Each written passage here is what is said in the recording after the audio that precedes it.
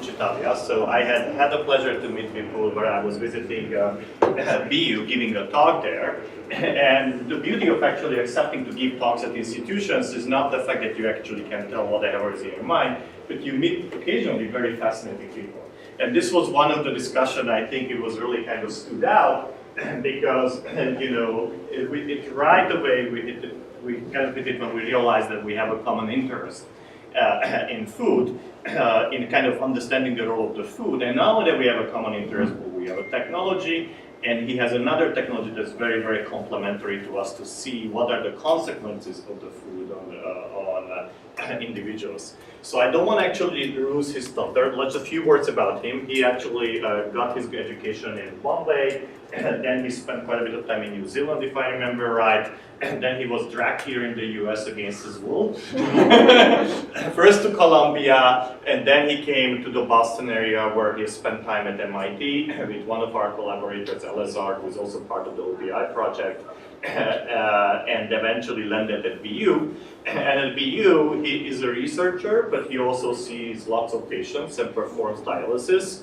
And he will tell us how dialysis could actually be a window for us on understanding the role of food and the relationship between food and bloodstream, right? Thank you.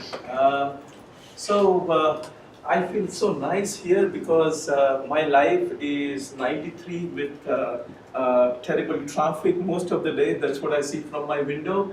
And if I peak slightly longer time, there is a jail. Most of the time, you know, I hear a lot of people. So this is pretty pleasant. Well, thanks for having me. And you know, it's middle of the day, and I want to tell you a story which I learned from my patients, and I would really like to do something about it. And the intention of telling you this story is not to make you have good dreams at night, but to convince you that kidney is the center of universe. No, I'm just kidding. The way I've organized this talk is not to really throw a lot of technical jargons, but give you an idea, like a 20 minutes crash course to become a nephrologist. And with that platform, I would like to take you to food and how that can really help patients who have pretty advanced kidney disease. And what I would do is, here there is a concept about vascular disease I would introduce. I would also say why food is important through what is called gut-kidney-vascular axis, which is an emerging field, as you would see in a minute. Our lab has coined this term thrombolome, which is, you know, everyone needs nowadays a sexy term, either omics or om, you know, thrombolome or something like Foodome. It's just eye-catching. Yet there is substantial amount of science you would see is backing that. And then I took liberty, you know, after our discussion, that if I had to design a clinical study, taking your question, applying to kidney failure cohort, how would I do that? And wearing a reviewer's hat, I sort of challenged myself to come up with a broad outline of the study. So, having said that, let me tell you what happens to kidney failure patients. So, kidney failure is very common. 10% of world population has kidney disease, CKD. So, 10% is huge, okay? And kidney usually filters tremendous amount of solute, fluid, water. I'm sure you guys had great lunch. You know, bacteria is working on that lunch right now. The protein is getting degraded into small metabolites, which most of the time within 20 minutes it will be excreted by kidney. So you can imagine our kidney failure patients, usually because of diabetes, high blood pressure, and in Boston area cocaine overdose, they develop this kidney failure where kidney fails to execute its function of excretion primarily, and most of those things what we eat are retained, okay? And you would hear this term uremic solute throughout this presentation. So what I mean by uremic solute is retention of those chemical compounds, metabolites, proteins, whatever what kidney would normally excrete, okay? Now, you see this protein, food, and micronutrients. One of the examples I have taken is the tryptophan metabolism, and you would see why, because some of those metabolites of tryptophan digested by the bacteria leads to a compound called indole, goes to liver and undergoes lot of metabolism, and obviously they are stamped for excretion if they are not useful to body. Now, as I mentioned, within 20 minutes kidney would be able to excrete, and in CKD patients, which is chronic kidney disease, they are retained. And these uremic solutes have pretty toxic effects on blood vessel. Okay, so here people who are working in food with the interest of food would need kidney disease and vascular biologists. Okay, so again, to go in detail, that tryptophan is just one example. Okay. Nobody knows what are the micronutrients, the food composition, what affects these composition of uremic solutes, okay? So this is just to throw out that this remains an area of poorly investigated science. And the uremic solute is an abstract concept because it all just goes into the bloodstream, right? Yes. No, not the bloodstream, it goes into the... So from blood, it goes into kidney and kidney into urine. In the So urine. those solutes which are normally excreted in 20 minutes would accumulate for decades. Now, why food is important? Before advent of dialysis in 1940s to 1950s during post-Second World War, there was no treatment for kidney failure. People used to die because the water would accumulate into their lungs and they would stop breathing, or they get confused. And today also you see those patients, who are terminal kidney failure, they get confused. Why they get confused? Because there is accumulation of these metabolites which have untoward effect on brain. So, the food and Italian diet plays a role. So there is a diet called Giovannati diet, okay? Mm-hmm. So what this nephrologist did was, he realized the first connection of food and the manifestations of kidney disease. And what he did, instead of giving food which is rich in protein, he cut protein to very minimal level. Mm-hmm. And what happened, it's called Giovannati diet, okay? What happened was that the solute load went down and patient's dialysis got postponed. In the sense, patient lived without dialysis for quite some time.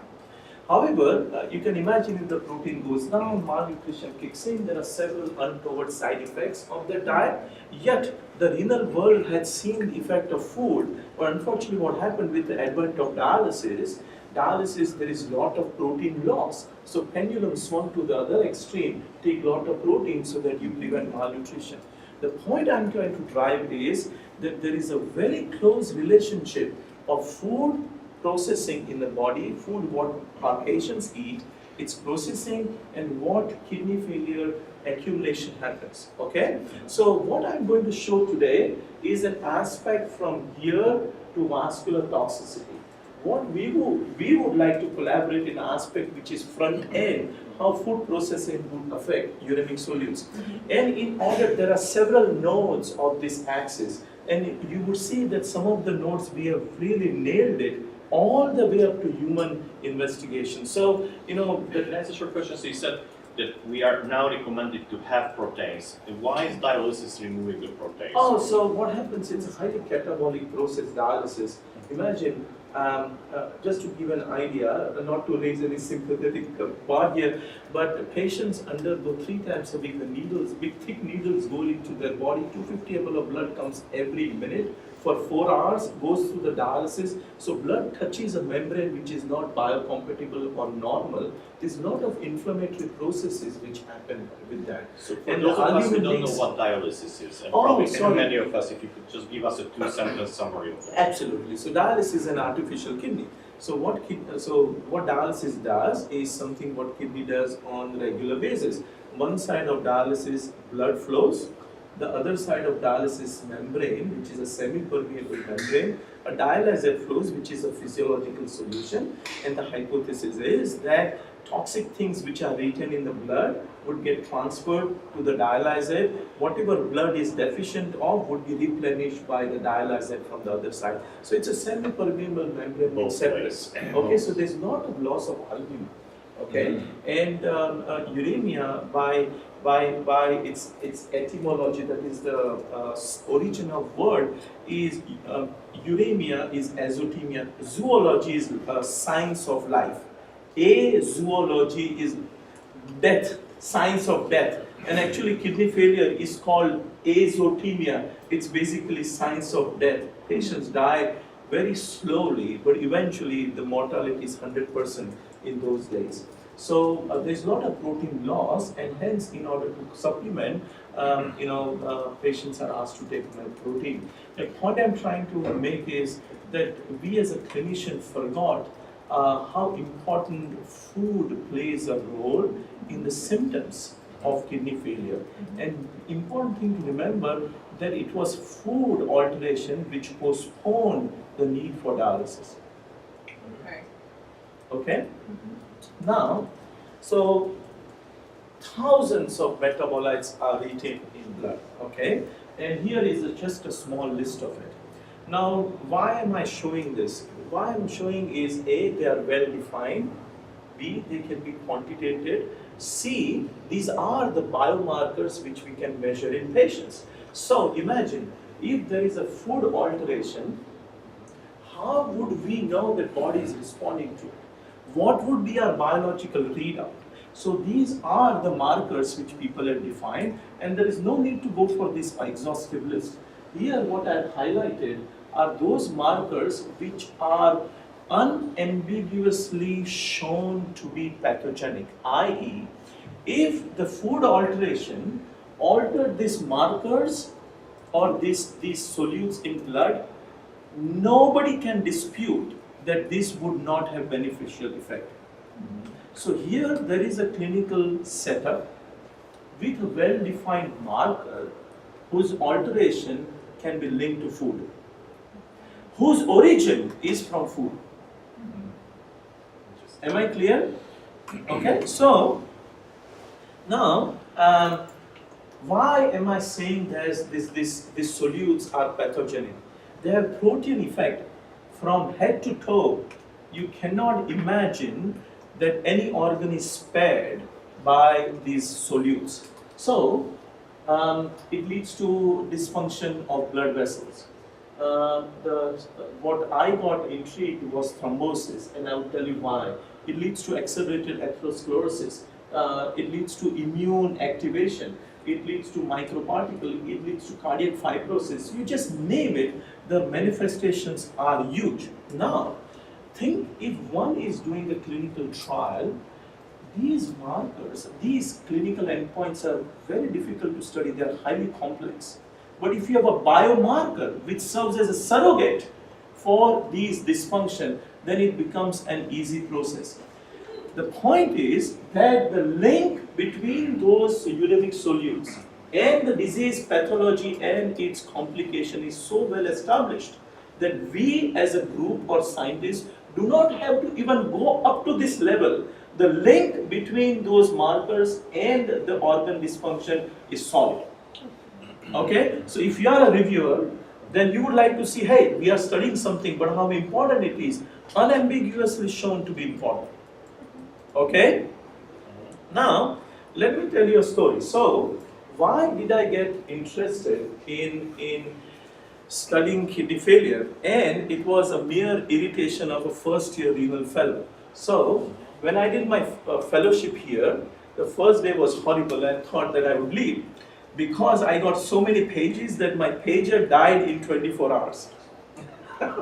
And over and above, like a good PRO, even if you are so tired, you have to maintain like smiling face with your colleagues, where you really would like to bang your head against wall. And most of those pages were because of clotting. Okay, now you can imagine dialysis is pretty complex process. Blood comes out of the body, goes through an external circuit, and then is injected back. That implies that no vessel can sustain such a high blood flow. Okay, so what we do, patients would get a small surgery where artery and vein are anastomosed. Okay, that vein then would have a flow like artery, and twice, 3 times a week, 2 thick needles would go into that vein and would be a conduit to dialysis. Okay, it's really painful. If people are afraid of blood collection, you can't even enter the dialysis unit because people would faint. But actually, they become the best physicians because they would like to avoid those problems in patients. Okay, so imagine if that clots. It's a lifeline of a patient. Usually, patient can survive only for 10 to 12 days without that dialysis access. Okay, in worst patients, especially diabetes females, the vessel walls are very small. So what we do, we put a catheter in the heart. Okay, now it can lead to very bad bacterial infection. Worse is it gets clotted. If it gets clotted, done. Patient needs another catheter, and there are only 4 or 5. So the way I teach my fellows is every hand gives you, or every segment of expertise is 5 years. 5 years dialysis on this arm, 5 years here, 5 years, 20 years, 25, 30, done.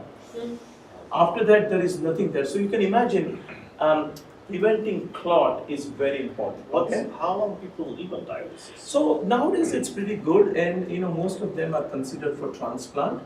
But the transplant is not that the organs are not that available. So at least for my lifetime, I would remain in business. Okay, so now why I am showing you this is the clotting events are very common, and this was a part which I would zip through quickly so that you understand why the concept of thrombolome, though the importance here, what we are discussing is Foodome to thrombolome, okay? But let me just impress upon you why this concept is important. So when I see a patient, usually cardiologists, endocrinologists, they make fun of nephrologists. Why? They would say, gee, the patients who have very bad diabetes, very bad hypertension, very bad cocaine abuse, smokers, they get kidney failure and they also get clotting. So this may be just associated. So for quite some time, I had imagination that, of course, these are very important factors, but kidney failure itself is a thrombogenic milieu. It itself is a clot milieu. And this is what I had imagined, that it's possible that kidney failure is the underlying Voldemort of thrombosis in these patients. And if you minimize this, the thrombosis would go down, antithrombotic, those blood thinners, I'm sure everyone here has heard about blood thinners. You give it so that blood does not clot. But imagine, those blood thinners also lead to complication. Patient die of bleeding complication like intraventricular bleed, intracranial bleed. Okay, so none of those medications are safe, and I hope that serves you as a real inspiration for us to work together. And what I'm telling you is all data match. So this was my postdoctoral work, that we wanted to emulate thrombosis ex vivo so that we can understand its pathogenesis. So what we did, we made a model which creates a coronary circulation ex vivo.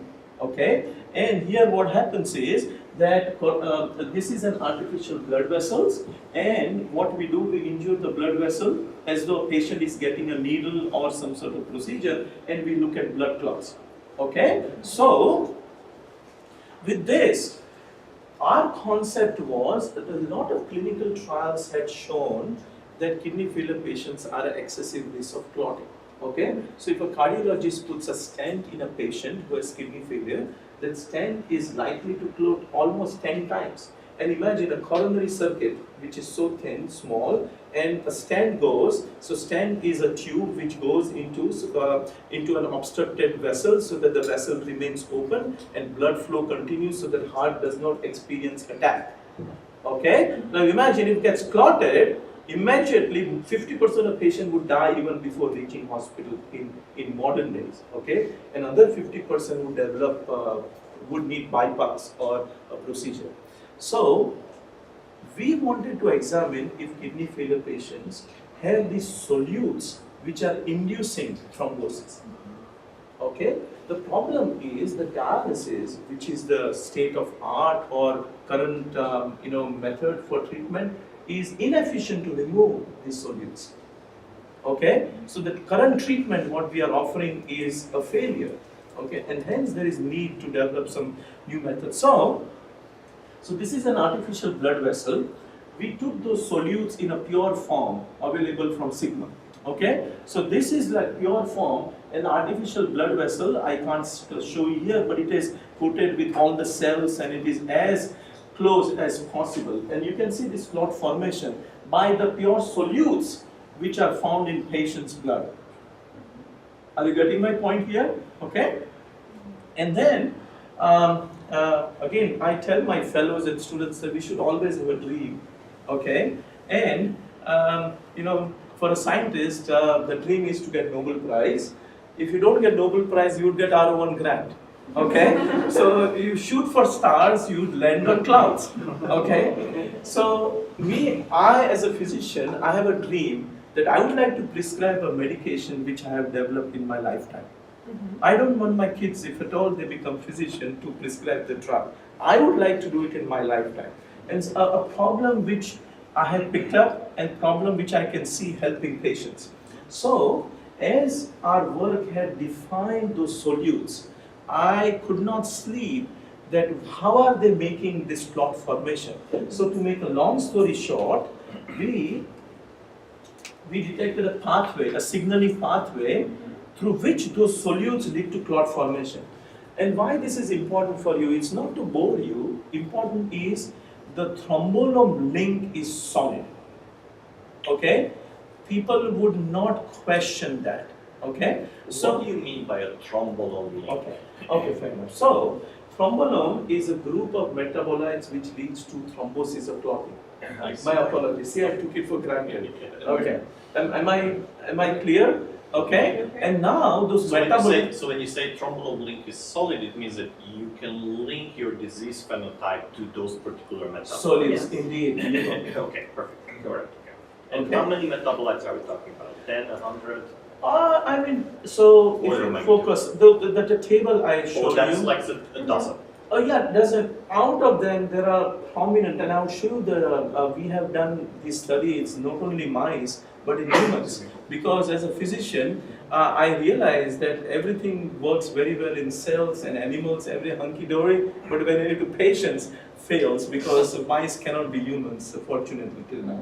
So obviously, you know, so you would see the human validation in a minute. Okay. So what we did, we developed some new compounds targeting that particular pathway, and the objective that this can be patented as novel drugs. You see my point? Yeah. And let me show you the way we do it is these are animals, they are given this uremic solute, okay, or those compounds which inhibit. Now, I've given them heparin, which is a blood thinner which usually patients get, and what we are looking at is thrombosis on left side. This is the only science part I would like you to appreciate because it's a work of my two postdocs. They have worked like day and night. Now on y-axis, this is occlusion. If the artery gets occluded faster, the patient is more prone for thrombosis. Okay? Clear? Yeah. So this is the kidney failure milieu. Okay? This is controlled. You look at the artery is getting clotted much faster. Okay? Now when you give heparin, which is standard of care today, that's what patients get nowadays. Okay? The clotting time is really prolonged. The problem is it's a pretty strong drug. It's a very effective drug, but it leads to bleeding. So 30% of patients come with fatal GI bleed. They bleed from that ulcer or colon, or they develop brain hemorrhage and develop a paralysis. Okay? Now look at when we target the pathway to thrombolome, the thrombosis time is normalized. It is not increasing, but the effect of CKD is neutralized. Are you with me? Are you guys with me? So the concept I would like to show is that there is no need for a strong hero here. Even if there is somebody who can normalize the phenotype is sufficient for our patients. Okay? And that would not lead to bleeding risk. Okay? So your vision is that you could normalize that by input, right? Indeed. That's what you're... Sure. So, now, Let's see how, if you are a cardiologist making, I don't know, 500,000 or more every year, you put a stent, okay, or there is a damage. Okay, let's see what is happening in patients.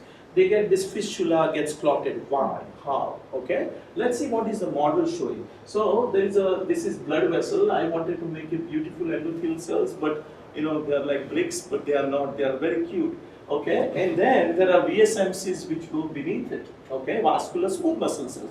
That is how the blood vessels are.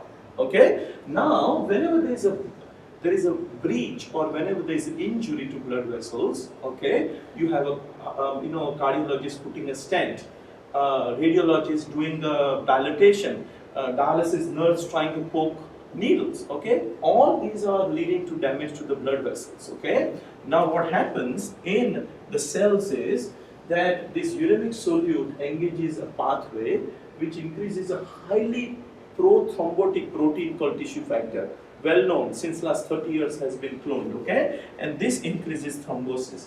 What we have shown that if we develop that compound, okay, and give it to patient, it would unseat the indoxyl sulfate, and this pathway would be inhibited. Tissue factor, which is the pro-thrombotic factor, would be degraded, okay, and thrombosis would be avoided. So we have labeled these indoor uremic solutes as biomarkers, and this novel compound a new class of antithrombotic.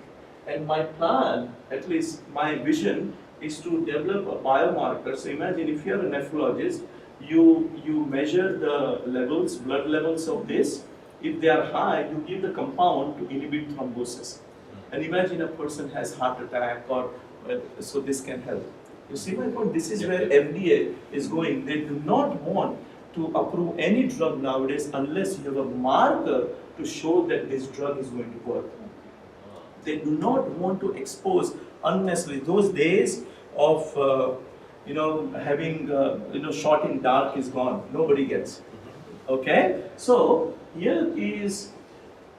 So what we have demonstrated that these are the uremic solutes which activate this pathway and increases thrombosis. So that's called uremic thrombosis axis. Okay. Everything is fine unless you do a human study. Okay, otherwise it's all, in my opinion, artifact of lab. Okay, because you are so biased to see that result. Okay, so what we did, so here is the axis again. Patients take food, okay, kidney has failed, all these compounds would accumulate and that would make patient predisposed to thrombosis. Okay, so we approach NIH and we said to NIH, here is the new signaling pathway, okay?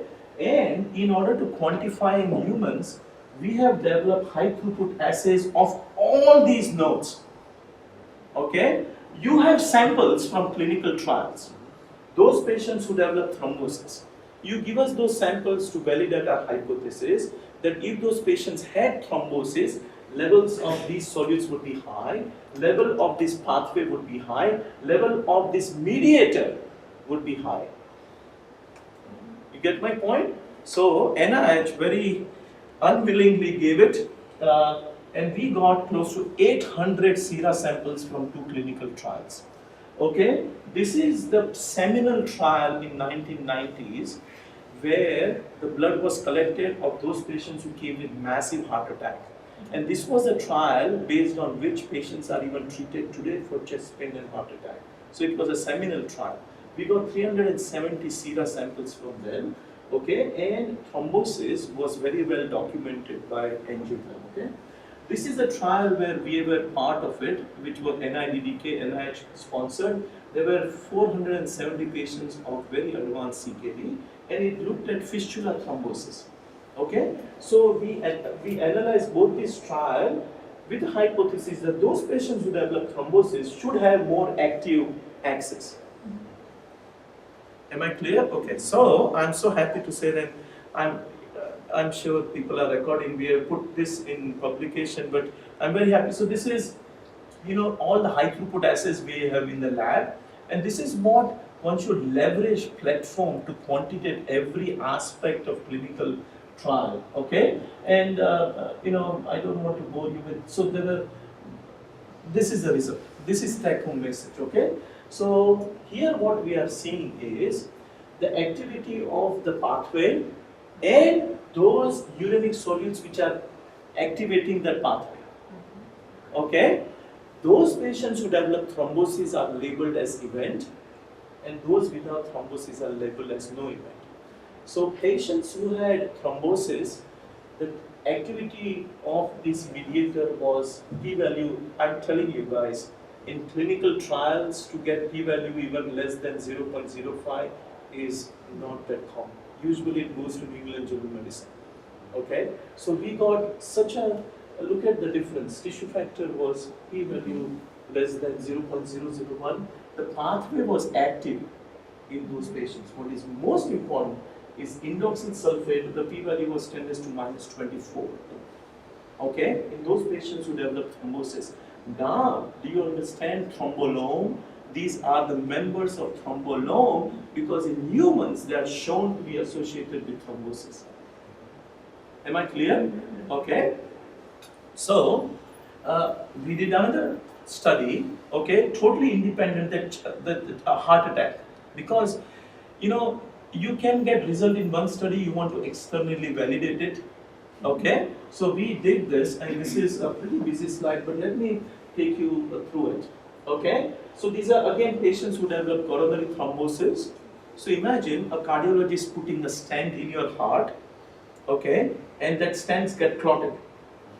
50% of patients won't even reach the hospital because it happens at home, okay? Now those patients who clotted, okay, they had high pathway activity, they had high mediator, okay, and what is most interesting, these are all the metabolites of tryptophan amino acid coming from food, okay?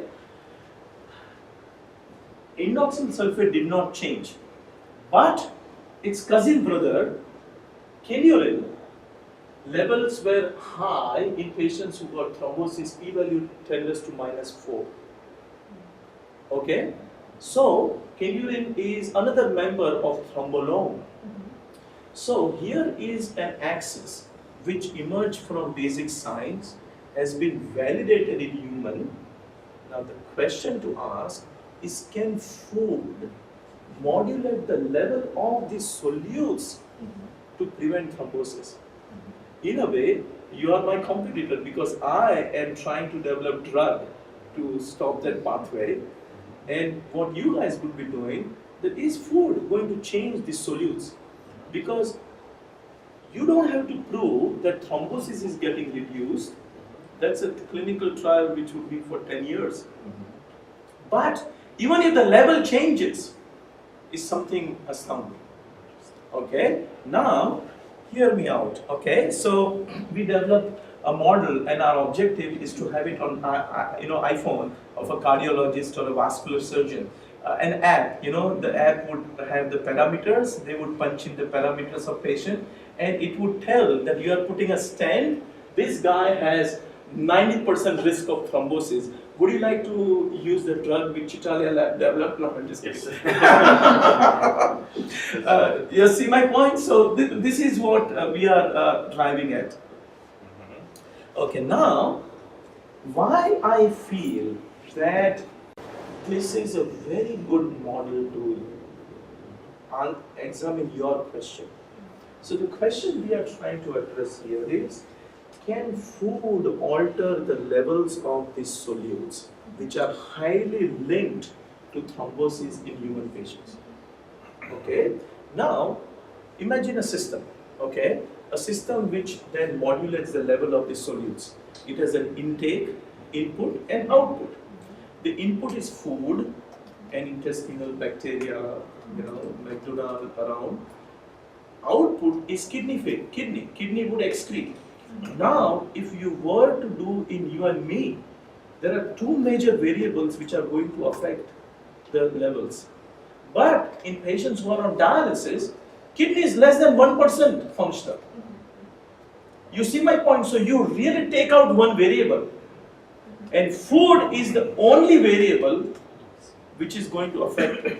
You mean- cannot you mean- have a better permutation. I see. in So science. what you're saying, if I'm hearing it, is that in a healthy patient, the kidney will kind of get rid of all the Yes. stuff. So you It's will a not see filter. the It's a filter. consequences. But luckily for people on dialysis, the kidney doesn't Yeah. work. That's And the what you're saying. dialysis also doesn't work to That's effectively remove it. That's right. The dialysis. But even if it works, when you start drawing the blood, you would know whether it is. Right. Yeah, indeed, So indeed. that's right. So even if it wasn't the You can beginning, the fresh model- blood kind of yeah. will tell Yeah, you yeah, what it is. And then you could actually see what got secreted in the blood in the first place Yes. because the kidney is Yeah, not we ready. can be Because there's no filter, so Yeah, you are that's talking okay. about kidney as a filter, and so we don't have this mask, so Yes, we right, can that's pass our. So kidney is not there. However, dialysis is there. You know what I Yes. suggest is those guys who are really interested, you should come on rounds with me. You should see how these patients are dialyzed. You should really see, because unless you see it, I'm telling you, it would not inspire you. I mean, No? I still have to go to his Oh. I know, I mean, but in the summer I'm here and I would like to do that, right? Yeah, sure. I think so. This would be a good opportunity to visualize what we are Yes, yes. examining. Okay. So here is a system where one major variable is off the chart. Okay. It's not really affecting. So what affecting these levels It's just is only this input. Wow. Yep. You see my point? In biology, you know, in experimental design, you control one variable Yeah, to yeah, examine the that's good. other one, influencing your readout. In human patients, you don't get situation like this where the nature has itself taken one variable out of the equation. Okay? So, if I had to design a clinical trial, okay, this is what I would study. Here, these are solute in blood, uremic solute in blood. Okay, makes sense? Yeah. And we have labeled them as thrombolome. It's up to you whether to continue. Food intake and foodome. Okay, so the constitution of food. And there's such a strong historical basis which all nephrologists would remember before dialysis that food could postpone onset of dialysis. Okay, so that is already been shown to be effective. Now the question we would be asking, can food alter the solutes which are pathogenic? Okay, so now again this is thinking aloud here. Please take with a pinch of salt. This would need tremendous amount of thought process to really refine inclusion, exclusion criteria. But this is what my vision is, okay? That if you have to really push this field forward and make a difference, one has to have a stepwise approach, okay? So, as a clinician, what I would like to see in my patient is a pilot study, okay? So here, we follow, let's say, maybe 50 dialysis patients, okay?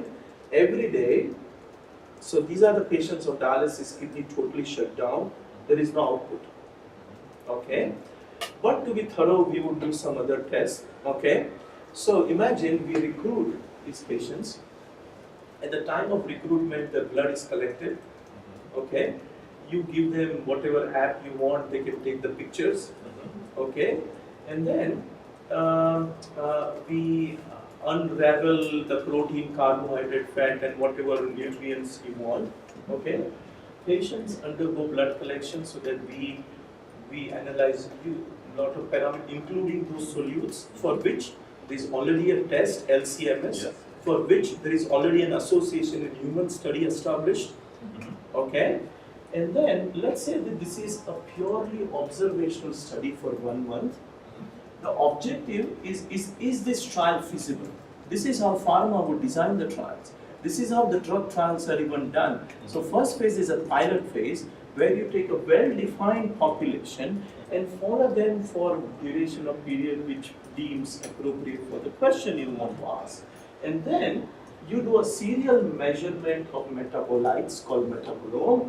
You have serial measurement and then you catalog the food intake and then do variability determination so that then you design the next trial which is sufficiently powered to answer your hypothesis. Interesting. So you will not do an intervention in the sense that we will not ask these people to change their eating. Not first. And that's right. We would just record that Sure. and hope that there is enough variability among the 50 patients so that we can see correlations between their With eating some and the sort. chemical profile and the effect. Then we would know what to even alter.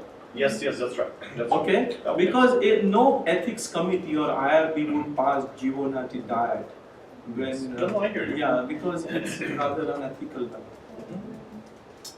So the metabolites in the thrombolome, what kind of resolution? So there are proteins, there are small molecules. These are small molecules and Okay, very well and this detected is by perfect. LCMS. And so the next question is, because we were talking about, okay, taking records of food, try to decompose food, which resolution matters, so nutrients, fats, carbohydrates, or protein, stuff like that. But the idea is to go towards small molecules. So Yes. do you guess that is the same, so we need to get the same resolution also for food, because the idea is that you talk about the same resolution This would be a both nanogram. This for would be food and for your Yeah, so your nanogram. thrombolome. Yeah, so nanogram. This we are measuring in terms of nanogram. Okay. Okay, so that amount of resolution of food we need to have. Okay. And your metabolome measurement, is that limited only to these that are your guess, or you can do wider? One can really have a wider net, okay? But those owners would be on us to show its pathogenicity. Here, on the set of solutes, the literature and work from our lab has already shown its pathogenicity. Yes. So the community would accept it because it would be peer reviewed and published. But let me ask you something on that level. So you said no IRB would allow you to actually kind of. GO-NATI, no offense to Italian food, but they would not. Yeah. But that, of course, I understand that the GO-NATI food would actually have Extreme. long-term consequences, right? Yeah. But what for 1 day or 2 days? Because the effect is immediate, right? I mean, what you see in Yes. your blood You said it is was- what you ate today. Okay, so let's, yes and no, let's think it through. So imagine indoxyl sulfate are sky high. There is no way to reduce. Okay? You mean so like the degradation time is different for different Yeah, metabolites? so it would be degradation. So that implies that a full alteration or intervention has to be of sufficient time to pick up that signal Gotcha. of reduction. Okay? So, but I'm assuming there would be a mixture. Some of them would adjust Sure. very fast, Yes. and otherwise would have a slower. Actually, and Katya Ravi, whom you also met on that day, she studies a metabolite which should be also part of it called adenosine, which would change on day-to-day level. For example, you're enjoying this nice presentation, adenosine is down. You go home, some stress, adenosine will go up. So point I'm trying to make, it's nice to have Some faster a ones. combination Yes. of parameters. I agree. I mean, if we add some more metabolites, we should make sure that we're adding stuff that have different time scales of Sure. decay, so that we would also be able to measure where what is the immediate Sure. response and what is the to what they respond. Sure, sure. So this would be the first pilot study. Okay. Now let's look at trial phase number 1. Okay. Here we would do for longer duration. I'm just throwing some numbers here. These are not accurate, but this is what I would expect. And the objective is to have sufficient power, okay, to determine the association of food constitutes and metabolite fingerprint. Yes. So which chemical in the food is inducing now the changes? in the Changes, metabolite? okay. And that's why it would be important to have some that are kind of faster. Indeed, and the third is an interventional trial where we intervene in terms of some diet Yes. modification and then look at the Yes. set of metabolites and if our pockets are deep enough to really go to a clinical endpoint. That is a historical trial in human general medicine. Okay, let's do it. I mean, this is what we need, right? So, One and two. yeah, so again, let's poke holes into this. We should know the limitation of this now. Let me point out. Also, there are limitations on our side, and we will talk about Yeah, it. sure. Okay, so Yes. now, if you see this axis, okay, we have taken one variable out. Okay, we are measuring the food variable. Okay, now between this node and the blood levels, there are two major determining So I'm trying to factors. understand your picture here. So what is this? Liver. Oh, that's the liver and then the kidney. Yeah, Okay, yeah. yes, So yes. they are formed. So I was about to say, I was about to come here. Yes, Okay, sir. yeah. Okay. So this is liver.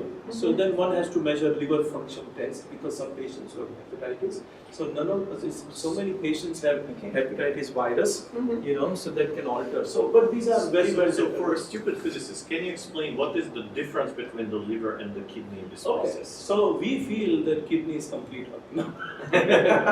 So liver is the I thought the filtering does it the liver, no? Yeah, so this is the synthetic factory of the body. It synthesizes protein, metabolizes drugs. It's a Okay. metabolism, okay?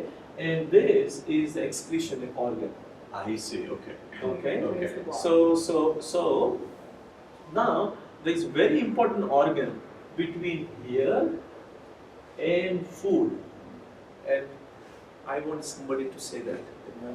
Microbiome. Huge then liver and kidney. It's like, you know, you don't want to know how dense Yeah. is your colon studded with bacteria, but they are our friends. Okay, so one has to really do that some sort of microbiome. So imagine, I can imagine my dialysis patient would be excited because they don't produce urine, but they have a lot of stool. Wait a second, they don't produce urine. That's right, because they're... Their kidneys fail.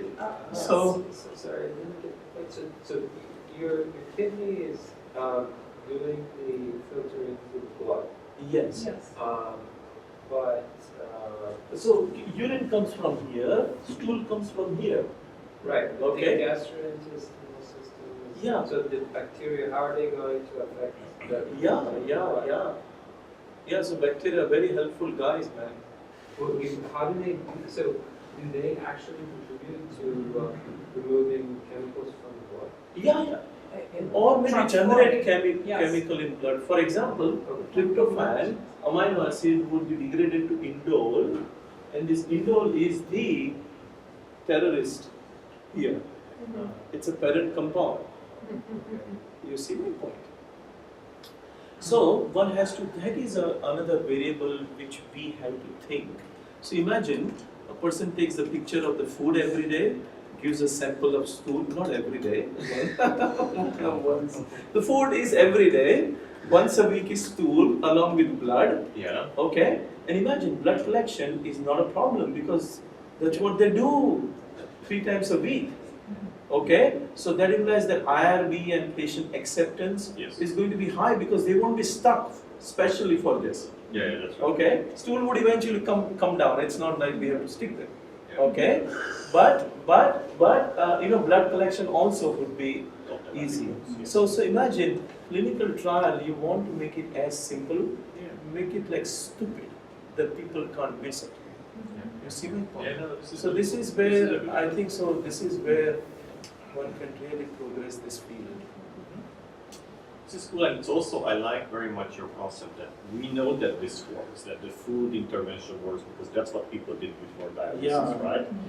Except what you say is that we lost the art of it, right? Yeah. So right now, when people go into dialysis, you as a doctor, you don't sit down and say you need to change your eating So patterns. every dialysis is a dietitian, and there is a training dietitian has to undergo what food to avoid, what not to avoid. Okay. For example, they cannot take orange, banana, orange juice because it's high in potassium.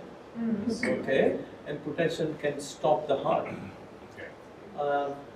They can stop the heart? Yeah, Because it doesn't get filtered out. Yeah. I So see, okay. kidney cannot get rid of potassium, I see, okay. and that's what the bypass surgeon does. So when we go on bypass, what they infuse is high I potassium, see. So and heart therefore, stops. the eating patterns of these patients are not of normal individuals, right? So there is some bias already to start with. Fair enough, but it's a pure population to read the effect No, of food. I agree, but I'm Imagine saying, doing this in general population would be nightmare to control for all the variables. Absolutely. yes. No, absolutely. I mean, this is, it's, and we in the meantime kind of trying to collect data anyway for for individuals who don't have a disease, right? And then we'll be able to see how different is this particular population in their eating patterns compared to those who don't Sure. have that, right? So we'll be Yeah. able to kind of look at And I think so this evolution of clinical trial, any person who understands clinical would see there is a value, because see, it would be ambitious to say that we can answer everything in one trial. That is not possible. Sure. So this is gradual power calculation, then a real association, then an intervention. Yep. You see my point? Yep. And pardon me for even going one step ahead, that I was thinking about how to avoid bureaucracies of giant gorillas dialysis. So dialysis is highly monetized. And President Obama did a very smart thing. So in past, again I'm telling you the economics of health in the United States, which is rather not that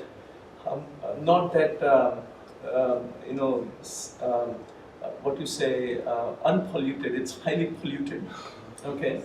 So in past, suppose you see a dialysis patient, and I am the dialysis unit.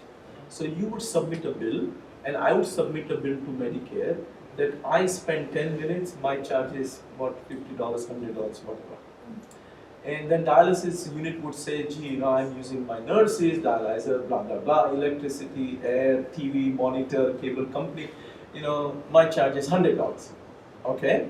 So, and then Amgen came into picture with its billion-dollar product called erythropoietin. So Amgen makes EPO, and that made Amgen stock to go 200-fold up for centuries, for decades. Okay, so Amgen would say, I gave erythropoietin to this patient. They need for RBC production. It's a drug. Yes. So my bill is this much.